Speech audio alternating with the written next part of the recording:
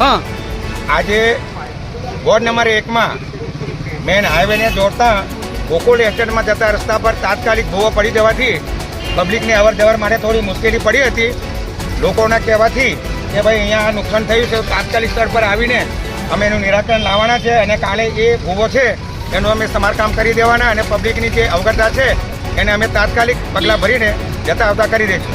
અને ગોકુળ એસ્ટેટમાં જે પાણી ભરાયું છે એનું પણ નિરીક્ષણ કરવા માટે આવ્યા છે અને પબ્લિકને જે જવાની જે મુશ્કેલી પડી રહી છે એનો પણ સત્વરે નિકાલ લાવીશું એવી આ તબક્કે હું એમને વચન આપું છું.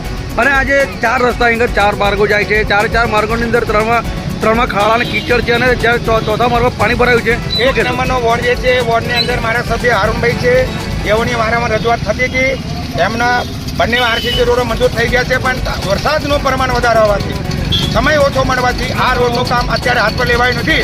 પણ વરસાદ જ્યારે રોકાશે તો તાત્કાલિક આરસીસી રોડ કરી દેવામાં આવશે એવી અમે આ તબક્કે એમને વચન આપીએ છીએ.